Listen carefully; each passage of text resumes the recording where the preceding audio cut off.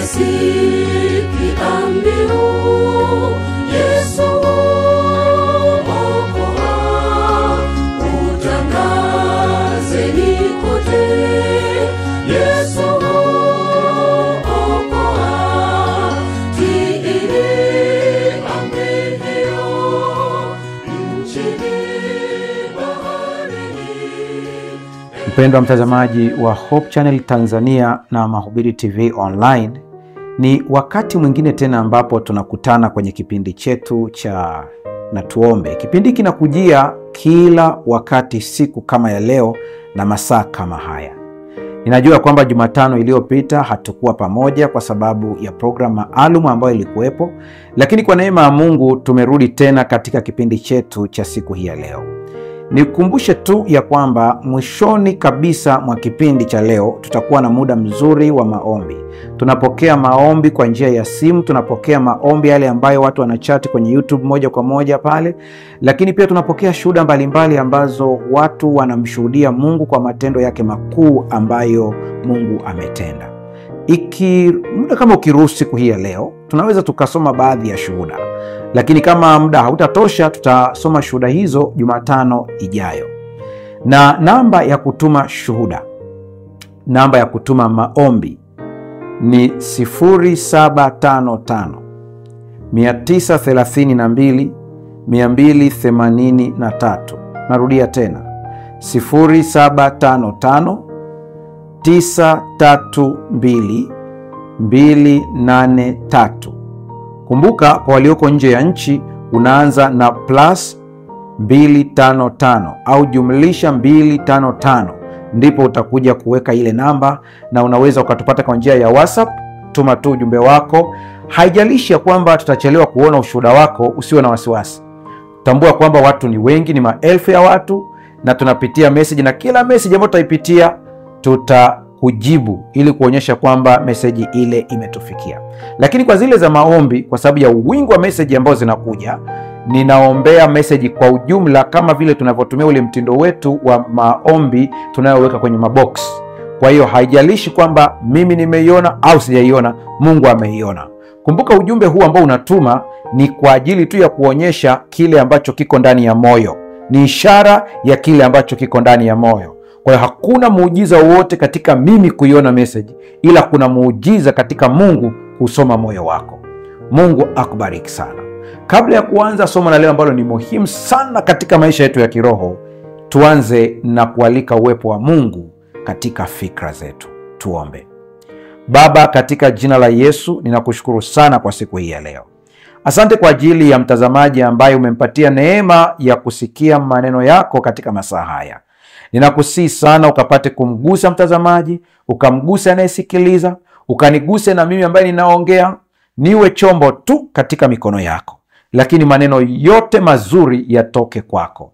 Ikiwa liko lolote zuri ambalo nitatamka, watu wakajue sio hekima yangu, bali ni wewe Mungu unenaye. Lakini ikiwa liko lolote ambalo ni la kibinadamu, watu wakatambue kabisa ya kwamba binadamu anapotumiwa kuna udhaifu, lakini Mungu ni mkamilifu. Neema yako inatosha. Kwa jina la Yesu tumeomba na kuamini, amen. Leo tunaangalia mada ambayo kwa ukweli ni muhimu sana kwa kila mtu. Natamani kila mmoja aweze kuisikiliza mada hii na kuitazama kwa umakini zaidi, na kuandaa kiakili na kiroho pia, ya kwamba unapoisikiliza mada ya leo, ondoa chochote ambacho ulidhani ya kwamba unakijua. Acha Roho Mtakatifu akufundishe anavyopenda. Acha kuingize katika elimu mpya ambayo itakusaidia kutembea katika maisha mapya, kuondokana na msongo wa mawazo kwa sababu ya changamoto za maisha za aina yoyote. Utakapoelewa somo la leo vizuri, amani itatawala zaidi kuliko hofu na msongo uliopita. Somo la leo lina kichwa kinachosema aina mbili za kupambana kiroho. Mara kadhaa nimekuwa, wakati wa kwanza masomo, nimekuwa nikichokoza fikra zako kwa namna ifuatayo. Nimekuwa nikieleza maneno haya kwamba umewahi kuona ya kwamba kuna mtu mwingine ambaye anafanya maombi na anajibiwa kwa haraka, au unaona matokeo kuliko mwingine? Nikakazia ya kwamba Mungu hana upendeleo. Yaani hakuna watu ambao Mungu anawapenda na kuwasikia kuliko wengine. Hapana, wote ni watoto wa Mungu, lakini utagundua kwamba kuna mmoja ana ujuzi fulani wa kimungu kuliko mwingine. Kwa kitendo cha kuwa na ujuzi wa ziada kinasababisha mambo yako yawe rahisi kuliko mtu mwingine. Paulo anapoelezea juu ya Wayahudi na jitihada zao kwenye kitabu cha Warumi, anasema wana jitihada nyingi katika Mungu, lakini si katika maarifa. Yaani akiwatazama walio na juhudi ya ibada, juhudi ya dini walio nayo ya Kiyahudi, lakini wanakosa maarifa. Hicho ndicho kitu tu ambacho walikuwa wamekikosa. Ni sawa na mtu ambaye ana simu nzuri sana, lakini bado hajui kuitumia ile simu. Mtu ana kompyuta nzuri sana, lakini hajui kuitumia. Mtu ana kamera nzuri sana, lakini hajui kuitumia. Anapokuja mtu mwingine ambaye ana ujuzi wa kuitumia ile kamera au ile simu au ile kompyuta, anapoishika na kuitumia mpaka unashangaa, mbona imetoa kitu bora kuliko? Ni kwa sababu huyu ana ujuzi wa tofauti. Kompyuta ni ile ile, lakini mtumiaji ni tofauti. Vivyo hivyo katika masuala ya kiroho, kinachotutofautisha katika masuala ya kiroho ni ufahamu, ni ujuzi, ni maarifa. Mungu mwenyewe anasema watu wangu wanaangamia kwa kukosa maarifa. Hajawakataa kwamba sio watu wake, anasema ni watu wangu, lakini uangamivu walionao ni kwa sababu hawana maarifa. Wapo watu wengi sana katika jitihada za kiroho na vita ya kiroho, wameshindwa vita, wamekuwa katika msongo mkubwa kwa sababu hawakujua mbinu hizi, aina mbili za kupambana kiroho. Kuna ukweli usiopingika ambao lazima ukubali, ya kwamba maisha ya Kikristo mara nyingi yanaelezewa kama vita vya kiroho. Lakini tukiishia tu hapo kuelezea vita vya kiroho, ya kwamba ni vita vya kiroho, unaweza ukawa na hofu bila kuelewa kwamba hii vita ikoje. Wakati mwingine waumini wanakosa kuelewa kuwa vita hii tayari imeshashindwa kwa niaba yetu na Kristo Yesu. Kwa hiyo waumini wanajiingiza kwenye changamoto ambayo hawajui ya kwamba kumbe tayari Mungu ameshawashindia tayari. Kwa hiyo wanapambana katika mtazamo ambao sio mtazamo wa kimungu. Piga picha juu ya mtu ambaye anajaribu kuua mnyama aliyeuawa tayari. Hivyo badala ya kupigana ili ushinde, unatakiwa upigane ukiwa umesimama kwenye ushindi. Nataka hii ingie akilini mwako vizuri. Ukielewa kile ambacho Kristo amekutendea tayari, utapambana ukiwa umesimama kwenye ushindi badala ya kupambana ili ushinde. Kwa hiyo kuna aina mbili kuu za kupambana. Ndio maana nimesema kuna aina mbili kuu za kupambana kiroho. Kuna watu ambao wanapambana ili washinde, na kuna watu ambao wanapambana wakiwa wamesimama katika ushindi. Haya ni makundi mawili tofauti ya watu, tutayaona katika Biblia, na utashangaa ya kwamba pamoja na kwamba tunataja habari ya kile Kristo alichokifanya, lakini utagundua kwamba makundi ya watu alikuwepo tangu Agano la Kale, hata kabla Kristo hajafa, kwa sababu kila kizazi kimepewa mfumo wake wa ukombozi na ulikuwa kamili kwa wakati wake, ila vyote vilikuwa vinasonda kidole katika ujio wa Kristo, mkamilishaji wa kafara au agano. Kwa chochote ambacho tutakiona kwenye Agano la Kale kikitendeka, kikiwa ni sehemu ya ibada, vyote viliwakilisha ujio wa Kristo. Vyote, nikisema vyote namaanisha vyote. Kila utakachokiona katika Agano la Kale kilikuwa kinasonda kidole ujio wa Kristo. Kwa wale wa Agano la Kale ambao walijua maana ya kile ambacho kilifanyika, waliweza kupambana wakiwa wamesimama katika ushindi, wakitambua ya kwamba tayari wameshindiwa, na wakipambana wakiwa wamesimama katika ushindi. Lakini ambao hawakutambua walipambana ili washinde, na makundi mawili yaliendelea kuwepo. Moja lilipata raha na moja lilipata mateso, ili hali bado waliitwa wana wa Mungu. Mungu atusaidie sana. Nikupatie mfano kwa wanafunzi wa Yesu katika Agano Jipya. Ukisoma stori ya wanafunzi wa Yesu wale 12, utagundua kwamba wote walikuwa ni wanafunzi wa Yesu. Walikuwa na itikadi tofauti, background zao za kijamii, lakini za kidhehebu, na zilileta matokeo au madhara katika maisha yao ya kuwa na Kristo Yesu. Ukiwachunguza wanafunzi wa Yesu wote, kulikuwa na madhehebu makubwa wakati ule. Dini moja ilikuwa ni dini ya Kiyahudi, kama vile leo tulivyo na dini moja ya Kikristo, lakini tuna madhehebu tofauti katikati yetu ya Kikristo. Tuna wa Anglican, tuna Lutheran, tuna Baptist, tuna Methodist, tuna Pentecost. Pentecost nayo ina matawi yake madogo madogo. Katika madhehebu ya Pentecost kuna Assemblies of God, kuna Pentecost Free Mission. Si wote ni tawi, lakini dhehebu ni moja tu la Pentecost.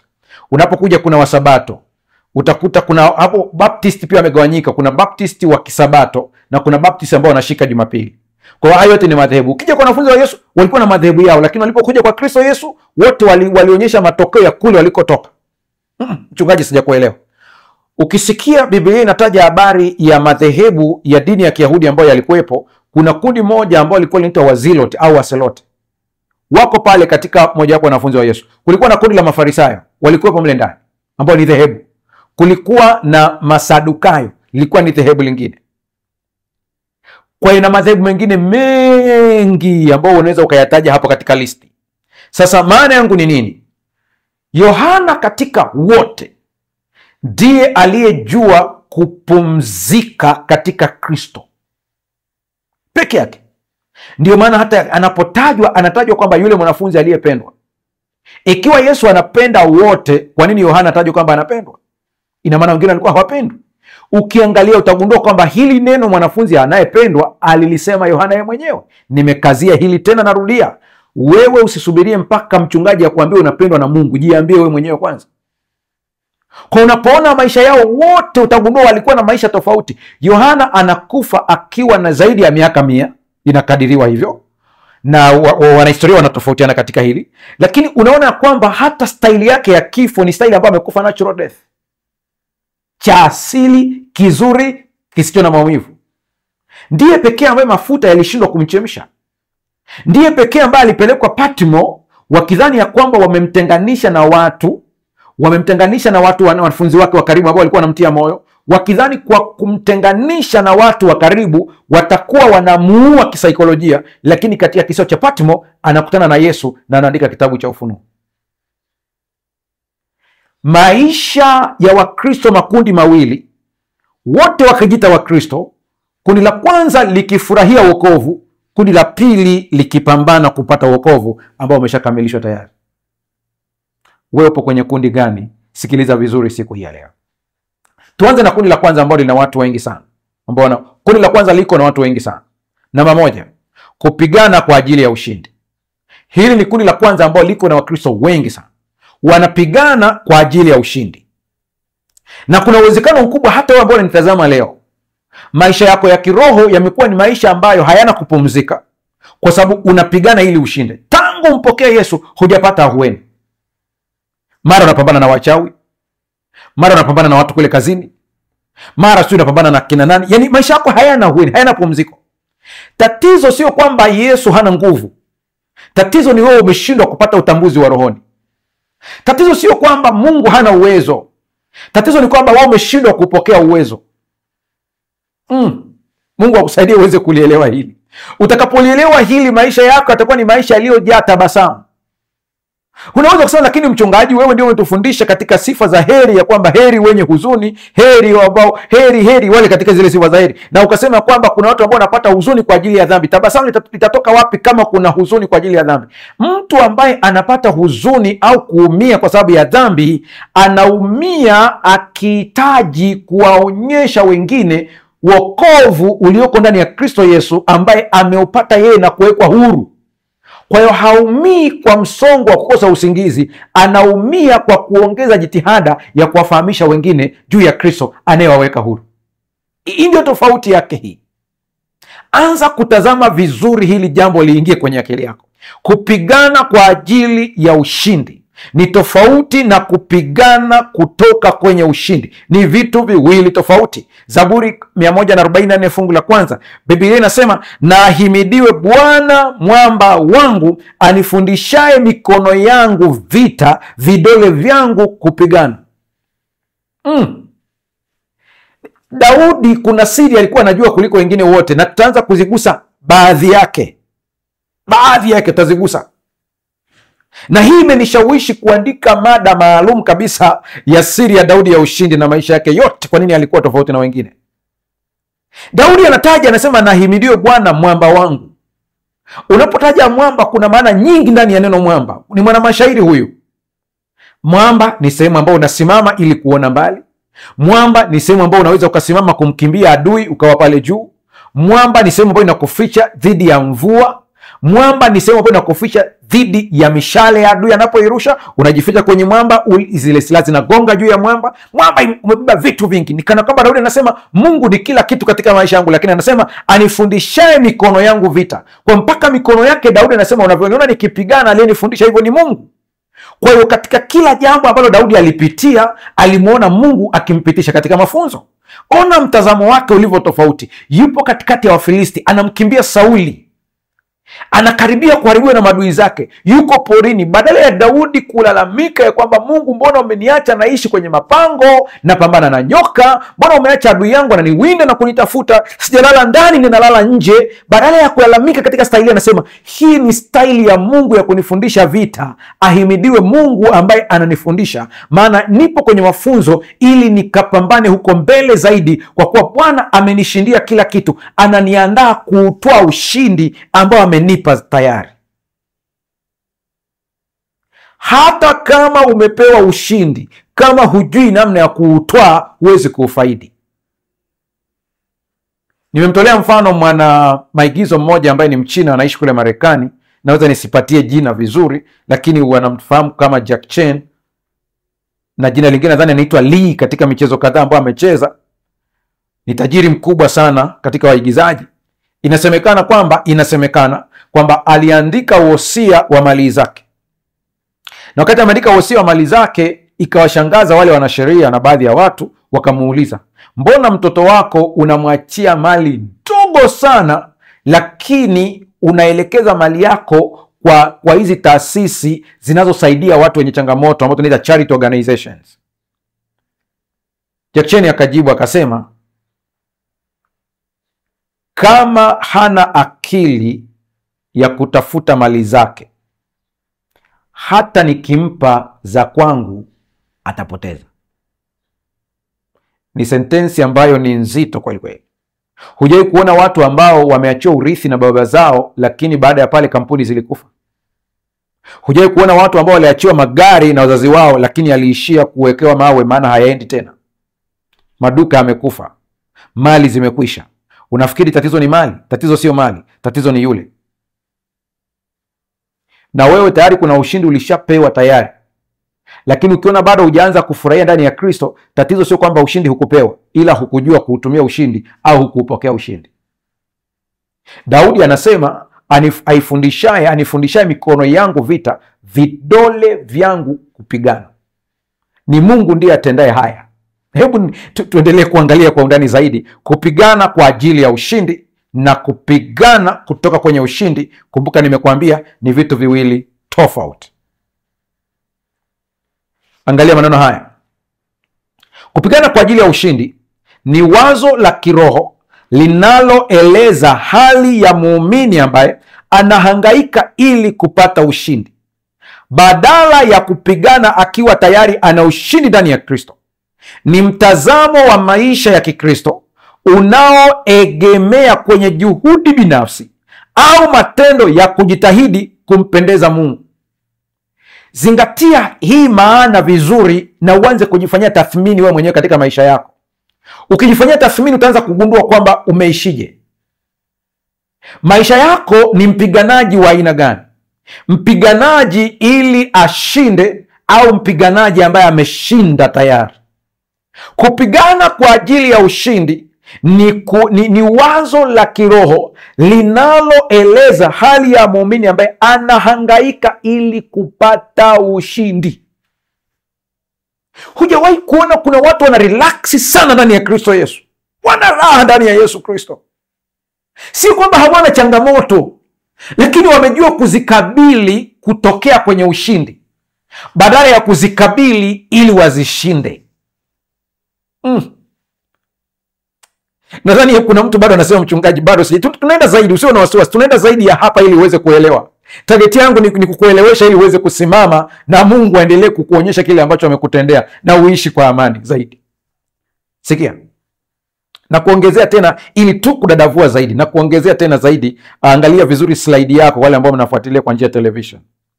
Kupigana kwa ushindi ni mtindo wa kufikiri ambapo mtu anaona maisha ya kiroho kama mapambano ya kudumu ya kutafuta kibali cha Mungu ili kushinda maadui au kushinda changamoto.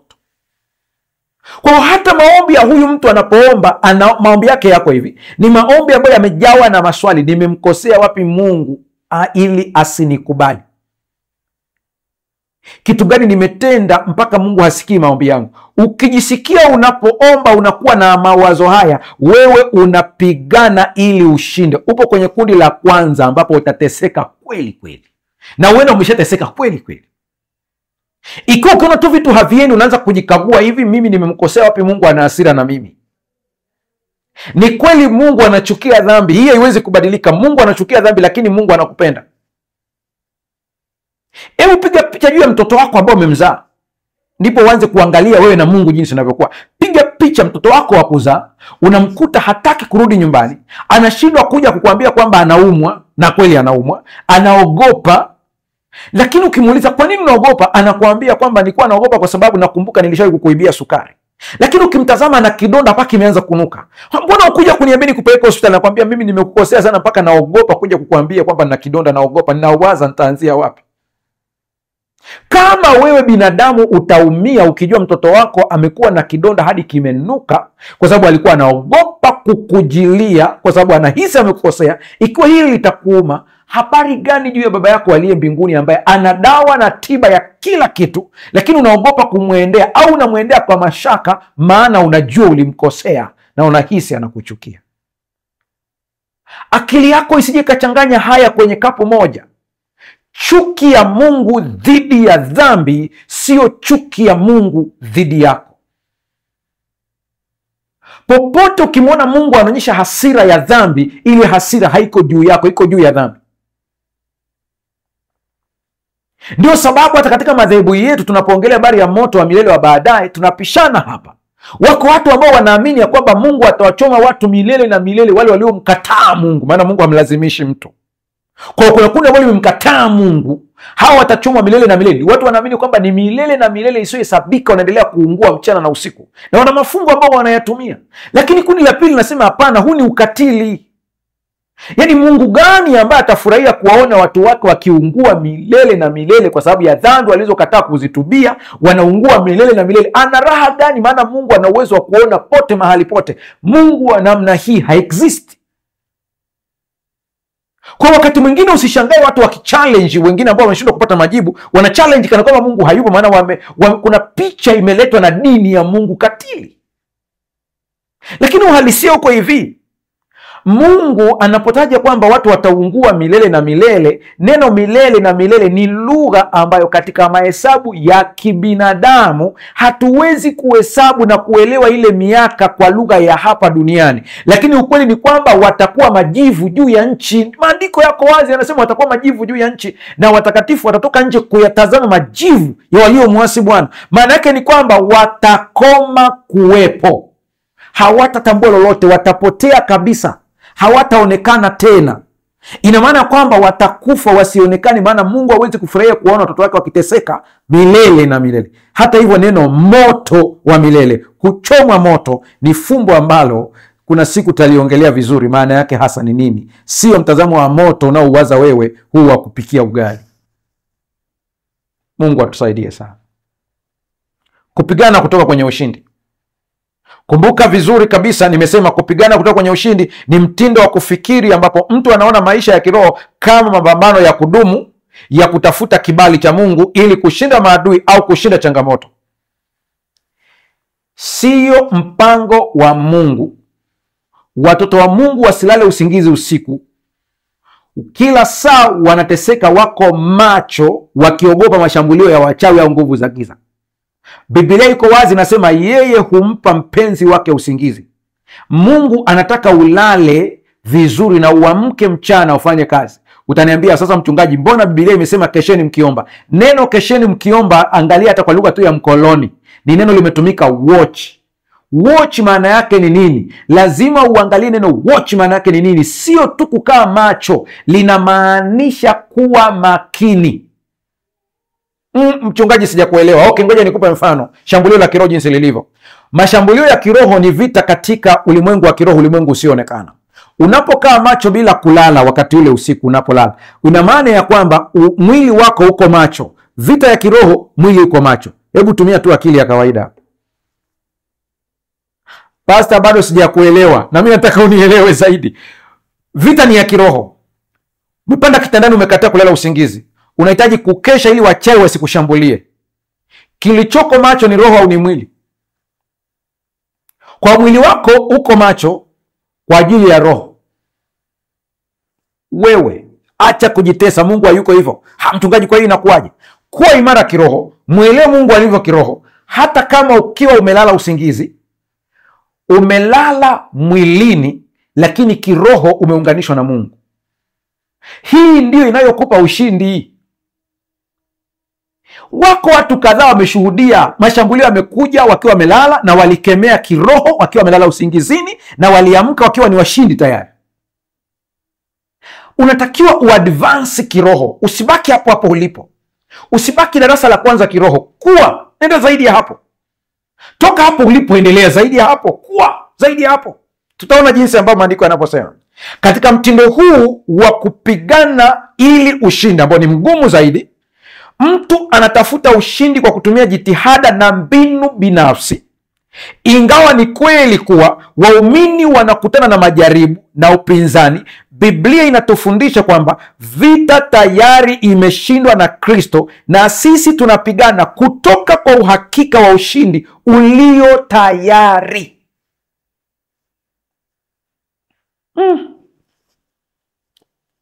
Najaribu kutulia kidogo, Roho Mtakatifu akupe tafsiri sahihi katika ubongo wako uweze kuelewa kile ambacho Mungu amekutendea. Kuna mtu mmoja ambaye nasubiri ushuhuda wake, nadhani atakapoutuma au siku nyingine akikubali, kama ya kulingana na taratibu zake za kiofisi anaruhusiwa kuonekana, basi ataonekana.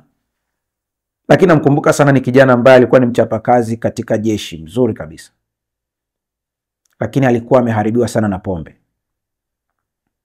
Yuko vizuri, lakini pombe imemharibu.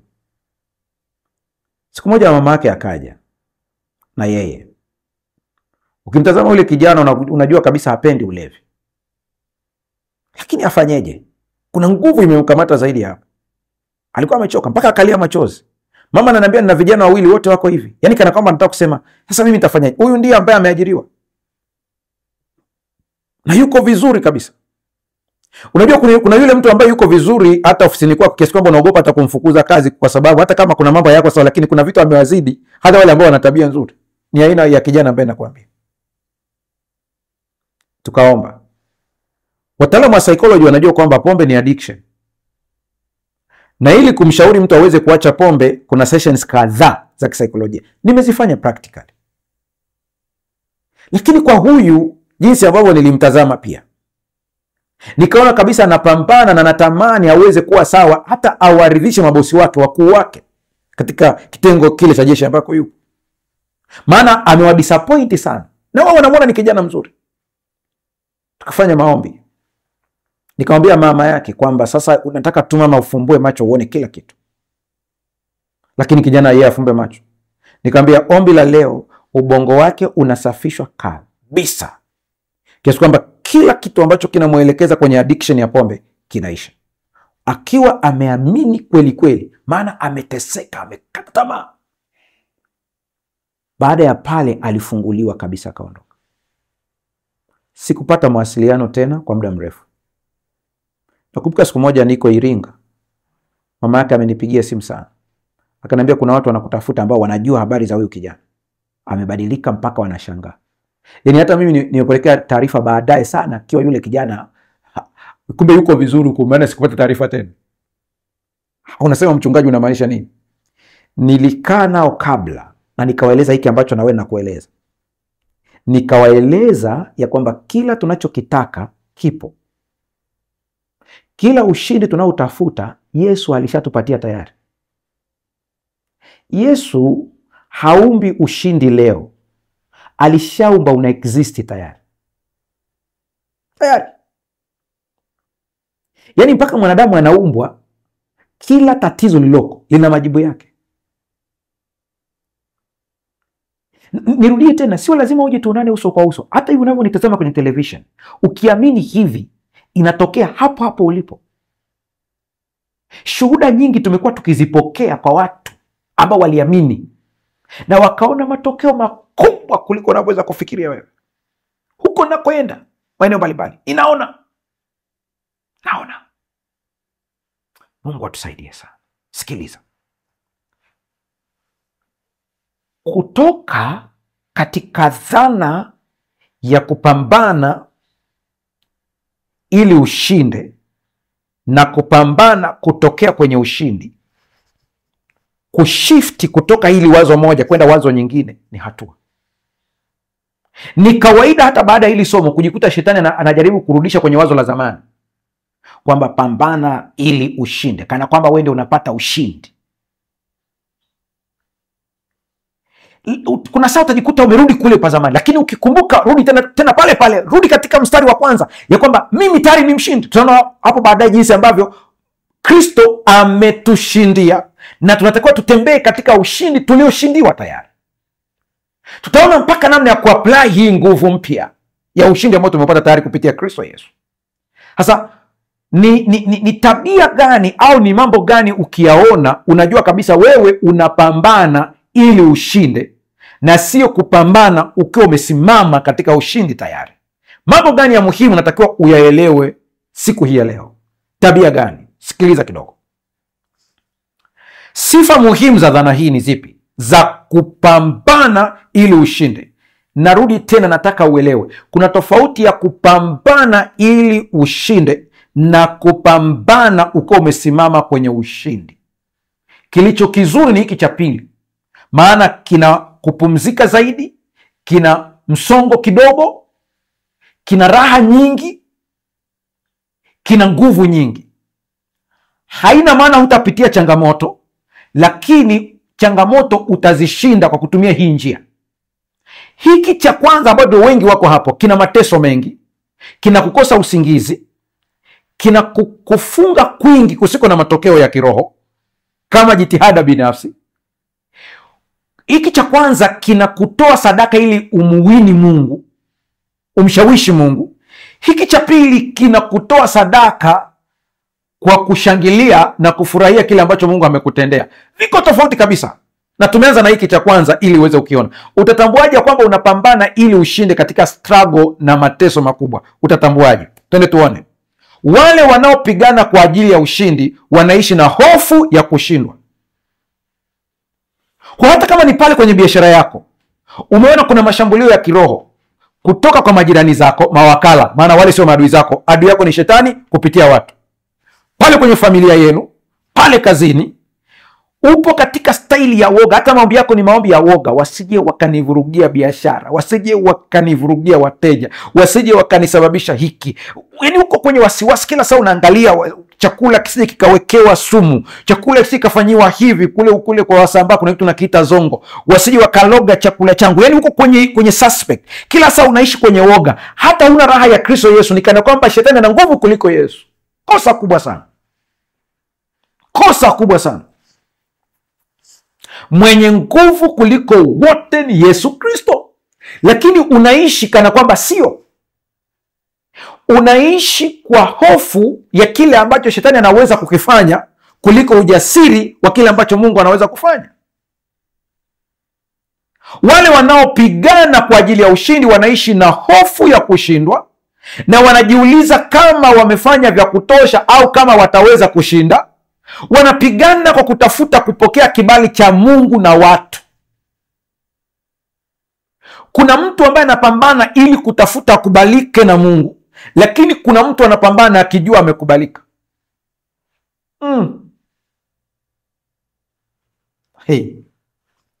Hawa ambao wanapambana na dhana hii ya kwanza ni mtindo, jitihada kuelekea ushindi. Pasa sija kuelewa. Yaani kuna mtindo wa maisha na jitihada kuelekea kwenye ushindi. Unaona kama ina saundi vizuri kwenye akili yako, unaweza kuona kama ina saundi vizuri, lakini haisaundi vizuri. Sikiliza vizuri. Hii ni dhana kwamba ushindi hupatikana kwa matendo yetu, maombi na juhudi binafsi. Huu ni mtindo wa kibiashara ambapo tunaona ushindi kama malipo ya jitihada binafsi. Namuomba Roho Mtakatifu akusaidie uweze kuelewa vizuri, maana hili jambo najua kwamba shetani hataki tulielewe, maana tukilielewa tutamgaragaza kweli kweli. Nairudia tena hii. Mtindo wa jitihada kuelekea ushindi. Yaani hao watu ambao wanapambana kuelekea ushindi wana tabia gani? Hii ni dhana kwamba ushindi hupatikana kwa matendo yetu. Kwa anaamini ya kwamba baraka zake ni mpaka awe na matendo mazuri. Kumbukeni mafundisho sheria za asili. Sheria za asili kuzijua na kuziapply kwa usahihi ni neema, wala sio jitihada yako. Wale ambao uliwaona ya kwamba hawamjui Mungu lakini wakaziapply na wakaona matokeo, Mungu anawapa yale mafunuo ili wawe baraka kwa jamii, for humanity. Kwa nao pia walipata mafunuo yale kwa neema ili wawe baraka kwa wengine. Ndio maana zinajibu kwao. Na wewe kusikia hii pia ni neema, na kuiapply kwa usahihi kwa moyo mweupe ni neema. Usiwe na kiburi. Lakini kama kuna mtu ambaye anadhani ya kwamba anapata ushindi kwa sababu ya matendo yake, kwa maombi yake binafsi na juhudi nyingi, huu ni mtindo wa kibiashara. Wewe na Mungu hamwezi kulipizana. Na hii nimeikazia hasa kwenye matoleo ya zaka na sadaka. Kuna watu ambao wanatoa zaka ili wabarikiwe. Ni kosa. Mungu aanze kukuchaji wewe mpaka hewa anakuchaji hewa yake. Maana kuna wakati hata unaomba ukimwambia Mungu, unamwambia Mungu, nimetoa zaka, mbona hujanibariki? Mnalipizana wewe na Mungu. Kwa sababu zaka ni ya kwake. Huna cha kujiringishia hapo, ni ya kwake. Alisema tangu mwanzo zaka ni ya kwangu. Na ni ya kwake kwa sababu yeye amesema ni ya kwake. Hukupiga kura uzaliwe. Yeye amekuleta duniani, akakupa uhai. Mtume Paulo anasema kwake yeye tunaishi. Kwa hata hapo ulipo, maisha yako, uwepo wako ni yeye, umefungamanishwa na yeye. Macho yako yangelionekana, yani yangelifunguliwa ukaona uhai wako ulivyo, ni kwamba wewe ni kwa sababu umefungamanishwa, ungeona waya usioonekana kwa macho ya kibinadamu kutoka kwako kwenda kwake. Yeye ndiye chanzo cha uhai wako. Na hii ndio sababu hatutakiwi kudharauliana binadamu, kwa kuwa wote chanzo cha uhai ni mmoja, yaani Mungu. Kwa jitihada zako unaweza ukastruggle na ukaona matokeo fulani kidogo, lakini siku utakapojifunza hii mbinu ya pili utaona matokeo makubwa zaidi. Sikia vizuri, tuendelee kueleweshana. Kundi, sifa ya kwanza tumesema ni mtindo wa jitihada kuelekea ushindi. Wanajitihada kuelekea ushindi, wana struggle kuelekea ushindi. Wako makini asije akakosea akapata laana. Yuko makini, nimekosea wapi? Yuko makini, nitende kitu wapi sahihi? Yaani yuko makini. Unakuwa makini kiasi kwamba unashindwa kurelax kiroho. Sijakwambia uwe mzembe. Sikia hii ya pili. Hofu ya kushindwa. Hawa watu hata kama anaomba maombi, ombi lake limejaa hofu. Hata kama anafunga, funga yake ni funga ya uoga. Ngoja nifunge kwa bidii, wachawi wasije wakanilogea mtoto. What? Ngoja nikazani niamke saa 9 usiku niweze kuomba ili nisije nikashambuliwa. Hayo ni maombi yamejaa uoga, hofu. Kwa hiyo mchungaji, tusiamke saa 9. Na kwa taarifa yako, hebu nisikilize kidogo. Maombi ni kuwasiliana na Mungu, yanakupa connection nzuri na Mungu. Na kuna watu hata kama hujapanga kuamka, Mungu atamtuma malaika wake, atakuamsha saa 9, muda uliotulia, ili kuongea naye. Na kuna watu kama Mungu hana ujumbe na wewe masaa hayo, hata kuamsha, utaendelea kulala. Na kuna watu ambao hata leo unanitazama, umejikuta kila wakati saa 9 au saa 8 uko macho. masaa ni yale yale. Ukiangalia saa ni masaa yale yale. Umeamka na hakuna kitu unachokifanya, na unakaa macho, na yale masaa yakipita usingizi unakushika, unalala. Ukimuuliza mtu wa biolojia atakwambia hiyo ni biological clock ambayo imekariri, kwa hiyo yale masaa inakuamsha. Biological clock gani ambayo hapo nyuma haikuwepo, imeanza hivi karibuni? Unapojikuta unaamka masaa yale yale wakati wa usiku, usipuuze. Ni wakati wa wewe kusema na Mungu na kumsikiliza Mungu. Huwezi jua malaika wasioonekana wanakuja kukuamsha yale masaa, kama Samueli alivyoitwa Samueli, akadhani ni Eli anamuita, kumbe alikuwa ni Mungu anamuita. Kwa hiyo ufanyeje ukiamka yale masaa? Badala ya kuanza kuperuzi simu yako, badala ya kuanza kuchati, badala ya kuanza kupitia magrupu ya WhatsApp, tumia ule muda kumtafakari Mungu. Tumia ule muda kumwambia Mungu mambo ambayo unatamani kumwambia. Tumia ule muda kutulia na kutafakari neno na kumsikiliza Mungu akiongea ndani yako. Mungu atusaidie sana. Maombi ya hofu ni ya wale ambao wanapigana ili washinde, badala ya kujua kwamba wameshindiwa tayari. Wale wanaopigana kwa ajili ya ushindi wanakuwa na wasiwasi kuwa huenda watashindwa, na mara nyingi wanakuwa na hofu ya kutofanikiwa. Wako kwenye wasiwasi. Unaombea biashara yako lakini huamini kama utafanikiwa au hutafanikiwa. Yaani vita umeifanya ya kwako badala ya kuifanya vita ya Bwana. Japokuwa unajidai unamkabidhi Bwana, lakini kiuhalisia kwenye moyo una wasiwasi mkubwa, kwa sababu ni kana kwamba ile vita ni ya kwako, wewe ndio unayepambana. Mungu atusaidie sana. Sikiliza karakta ya pili au tabia nyingine.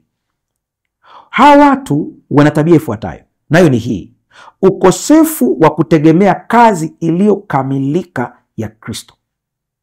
Hawategemei kazi ambayo Kristo alikamilisha tayari, wanategemea kazi za kwao binafsi ili wakamilishe, jitihada za kwao binafsi. Ingawa watu hawa wanaweza kusema kuwa Kristo alishinda vita kuu, hawana uelewa kamili wa maana ya kazi aliyokamilisha msalabani na ufufuo wake. Wanapigana kana kwamba vita bado vinaendelea. Utawasikia toto kwenye maneno yao, aise, habari za huko, salama, mnaendeleaje? Bado tupo kwenye mapambano. Kristo alifanya nini pale msalabani kwa ajili yako? Ndio maana umejikuta bado hujafurahia wokovu, hujafurahia kuwa ndani ya Kristo Yesu, maana hata hujui kile ambacho Kristo amefanya kwa ajili yako. Ni kweli, kwa vile wewe ni mtoto wa Mungu, katika ujinga wako huo bado Mungu ameleta neema yake akakusaidia. Lakini siku ukielewa kupigana au kupambana ukiwa umesimama kwenye ushindi tayari, utafurahia zaidi kuliko hapo mwanzo. Mfano mzuri ni Mfalme Sauli. Mfalme Sauli ni mfano wa mtindo wa kupigana kwa ajili ya ushindi kwa jitihada binafsi, badala ya kupigana ukiwa umesimama kwenye ushindi. Ndio tofauti hizo sasa. Mfalme Sauli ni mfano mzuri kabisa. Alikuwa na hofu ya kushindwa kwenye maisha yake yote. Hebu tuangalie kwa haraka mafungu yafuatayo. Angalia kitabu cha Samueli wa kwanza sura ya 13, Samueli wa kwanza sura ya 13 mstari wa 8, huenda tutaangalia mpaka ule mstari wa 11. Mstari wa 11. Sikia maneno haya. Ngoja nikuelezee background kidogo ili tukiyasoma haya itakuwa ni rahisi. Siku moja Mfalme Sauli alikuwa amevamiwa na Wafilisti, wanakuja kumvamia. Na wakati ule walijua kwamba ili kuweza kushinda vita ni lazima uwe umeungana na Mungu, maana kila vita inavyoonekana kimwili lakini asili yake ni ya rohoni. Kwa hiyo alijua ya kwamba ana ufahamu ya kwamba ili aweze kushinda vita ile vizuri lazima aweze kuishinda rohoni kwanza. Ndio wanasema kusimama katika ushindi na kupigana ili ushinde ni vitu vile tofauti. Kwa lazima ushinde rohoni, na amekushindia Kristo Yesu ili tuweze kuona matokeo yake mwilini. Sasa katika uelewa wake huu akajua lazima aungane na mtumishi wa Mungu anaitwa Samueli, na inabidi ibada ifanyike. Ibada inakufunulia pazia la ushindi uliopewa tayari kupitia Yesu Kristo kwenye Agano Jipya. Kwenye Agano la Kale ibada ilikuwa inawaingiza katika ushindi ambao Mungu amewashindia tayari kwa vile wao ni watoto wa Mungu, na njia pekee ilikuwa ni kutoa sadaka kwa wakati ule. Sasa sikia, akaahidi Samueli ya kwamba atakuja baada ya siku 7 ili kuwaongoza kwenye ibada. Alipochelewa, Sauli akafanya jitihada binafsi. Ni sawa na mtu ambaye ananitazama anasema, mimi naamini ya kwamba shida yangu itaisha pale nitakapokutana na mchungaji. Umejifunga we mwenyewe, badala ya kujua ya kwamba Mungu yuko hapa hata hivi ninavyoongea na wewe kwa njia ya television. Mchungaji Mbaga anaweza asiwepo, lakini uwepo wa Mungu uko hapo, ni kiasi cha kuamini na kupokea baraka zako. Simple. Sikia maneno haya sasa. Fungu la 8 Samueli wa kwanza 13. Anasema, akangoja siku 7 kwa kadi ya muhula uliowekwa na Samueli, lakini Samueli hakuja Gilgali, na hao watu wakatawanyika mbali naye. Fungu la 9. Sauli akasema, nileteni hapa sadaka ya kuteketezwa na sadaka za amani. Akatoa sadaka ya kuteketezwa, wakati sadaka hizi zilitakiwa zitolewe na Walawi, watu ambao Mungu amewachagua katika hilo. Fungu la 10. Hata mara alipokwisha kuitoa hiyo sadaka ya kuteketezwa, kumbe Samueli akatokea, naye Sauli akatoka kwenda kumlaki na kumsalimu. Fungu la 11. Samueli akasema, umefanya nini?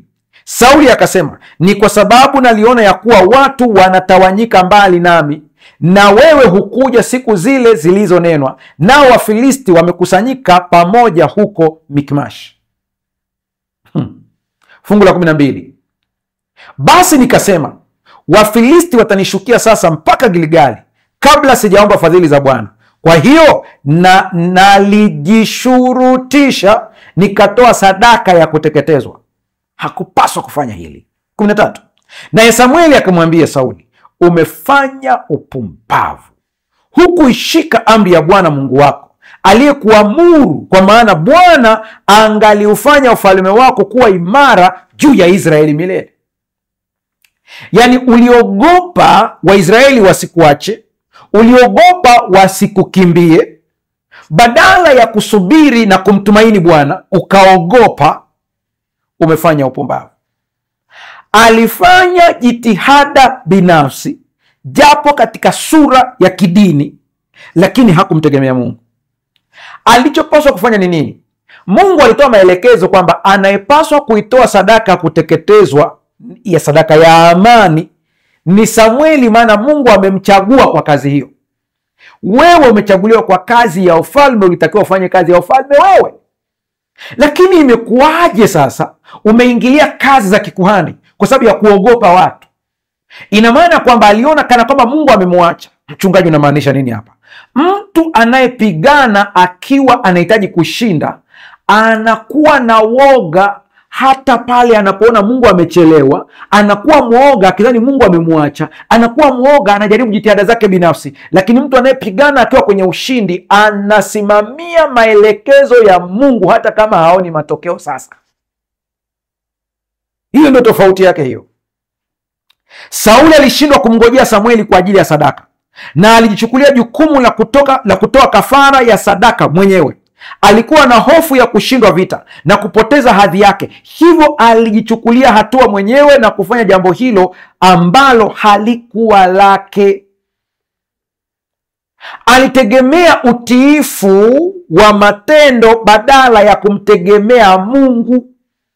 Kuna watu katika maisha yao wanadhani Mungu anashawishiwa na matendo yao mazuri badala ya kutegemea rehema za Mungu. Ninaongea na mtu ambaye vita ulionayo ni kosa ulilofanya pale ofisini kabisa, pale kwenye biashara yako. Unatambua kabisa ulikosea, unajua kabisa ulikosea, na umeshikwa na hofu ya kwamba Mungu hataingilia kwa sababu ulikosea. Nisikilize vizuri. Cha kwanza, kiri makosa yako. Cha pili, tubu mbele za Mungu. Baada ya kukiri na kutubu, kutubu ni kugeuka maana yake, kukiri ni kuungama. Baada ya kuungama na kutubu, amini kabisa ya kwamba Mungu amekusamehe na ushindi ni hakika. Unatembea katika rehema na neema. Mungu atusaidie sana. Utiifu wa matendo badala ya kumtegemea Mungu. Hii ni tabia ya kumtii Mungu kwa nje tu, lakini si kwa moyo wa imani wala wa uaminifu wa kweli. Ni kama mtu anayefanya yaliyo sahihi kwa sura ya nje, lakini ndani hana uhusiano wa karibu na kumtegemea Mungu. Kwa kweli, Sauli aliwakilisha hili kwa ukamilifu wote. Maelekezo gani alikuwa amepewa Samueli? Samueli wa kwanza 15 fungu la 3. Basi sasa enda ukawapige Amaleki na kuviharibu kabisa vitu vyote walivyo navyo, wala msiwaachilie, bali waueni mwanamume na mwanamke, mtoto naye anyonyaye, ng'ombe na kondoo, ngamia na punda. Hili ni tukio lingine tena, amepewa maelekezo na Mungu. Alichokifanya ni kipi Sauli? Sauli alifanya nini? Fungu la 13 katika Samueli wa kwanza 15. Samueli akamwendea Sauli, naye Sauli akamwambia, ubarikiwe na Bwana, nimetimiza amri ya Bwana. Maelekezo aliambia, ukienda kwenye ile nchi, nenda ukamalize kila kitu, msije mkachukua chochote, ng'ombe, kila kitu maliza kule kule.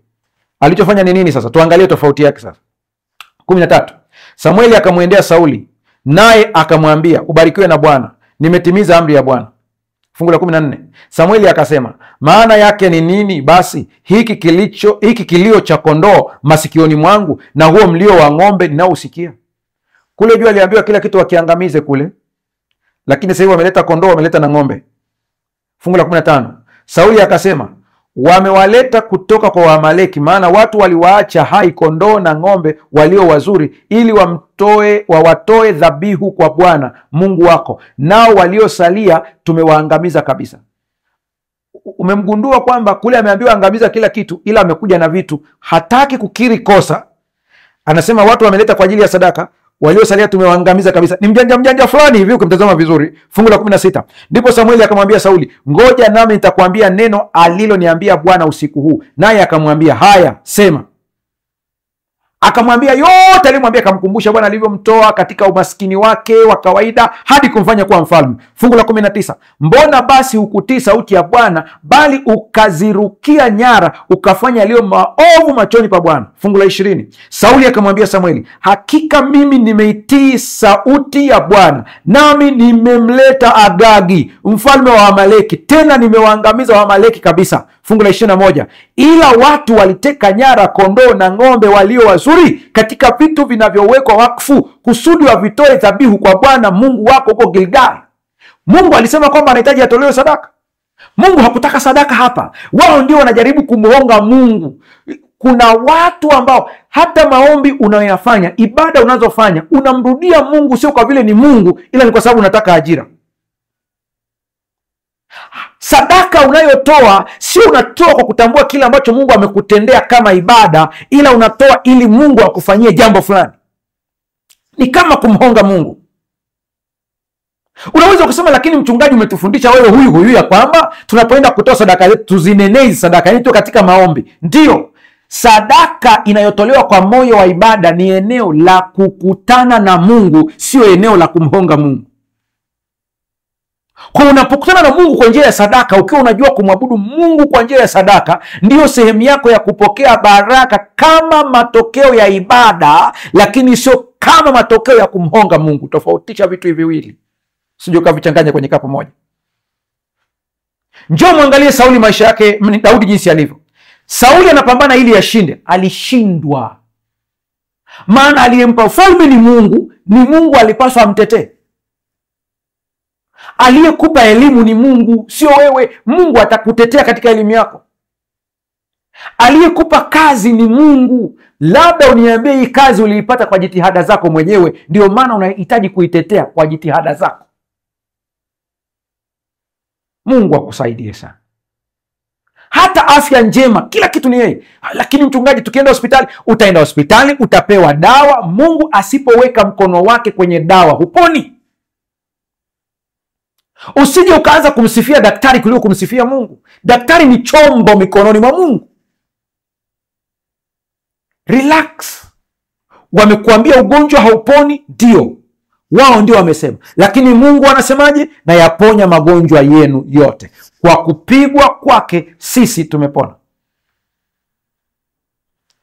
Ona hii tofauti jinsi ilivyo. Kwenye somo lijalo, sehemu ya pili ya somo hili, tutaangalia kupigana ukiwa umesimama kwenye ushindi.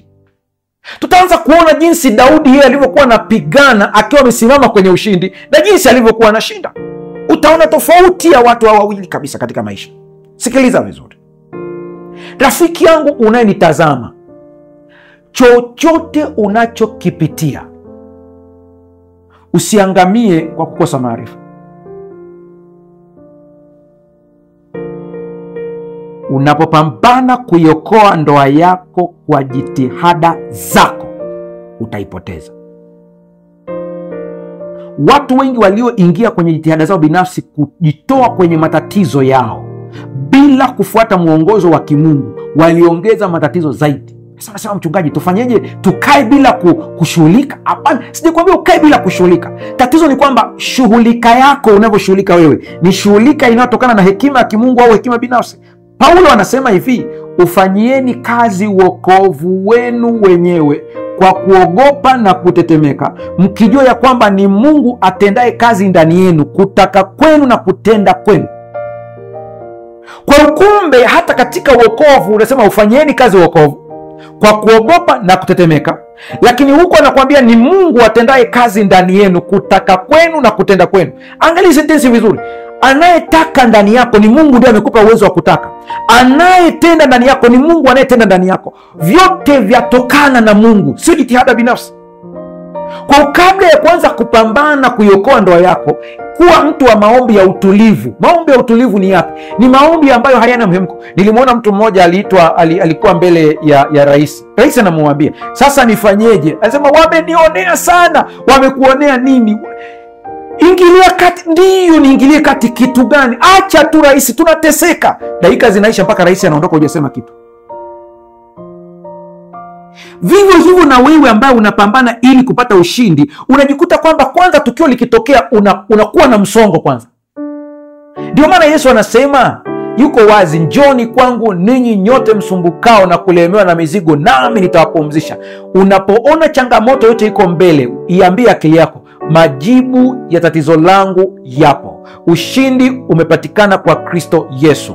Ndipo unapotulia. Ukituliza akili yako, omba ukimwambia Mungu, nisaidie nijue natokaje hapa, kwa kuwa najua tayari njia ipo. Nakupa mfano wa haraka. Katika msongo wa ndoa ambao unakuta mume anakusumbua, mke anakusumbua, ukitafuta majibu binafsi, utaelekezwa kwa waganga, watakuelekeza kupata dawa na kuoga uondoe mikosi. Shetani amekushawishi, umeanza kuingia kwenye madeni. Umechukua mkopo wa kwanza, kama nilivyoeleza, kuna aina mbili ya tatizo, kuna ile la kiroho, kuna la kisaikolojia.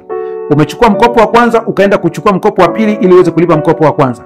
Unazunguka, hiyo ni tatizo hilo tayari. Unaenda tena hii kidogo kidogo, mahitaji ya kawaida nyumbani yanakuhitaji, kwa unajikuta kuna mahitaji mengi. Mwisho unajikuta una mikopo hata 5, 4, 5. Yote inakuangalia wewe. Unajua kinachofuata hapo ni nini? Kuna njia mbili tu ambayo adui anataka kuingiza kwenye tatizo. Jitihada binafsi anaitumia pale pale. Sijawahi kuona shetani amenyonga mtu au amempa mtu sumu, ila anakushawishi ujimalize wewe mwenyewe. Kwa jitihada binafsi ni nini? Anakwambia nenda ukajiue. Kwa hiyo hata huwazi ya kwamba kuna watoto utawaacha, utawatesa, wala huwazi yote hayo. Unawaza habari ya kujiua.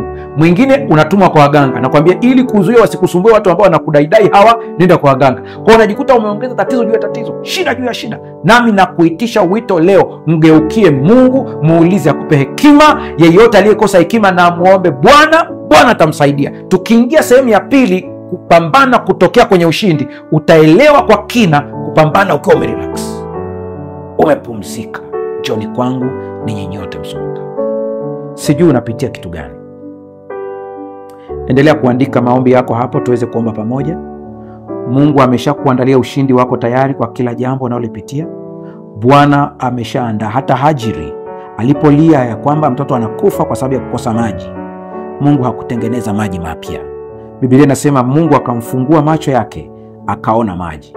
Muombe Mungu akufungue macho yako uweze kuona majibu ya matatizo yako, uweze kuona majibu ya shida zako, uweze kuona majibu ya changamoto zako. Yapo sasa. Tazame Mwokozi.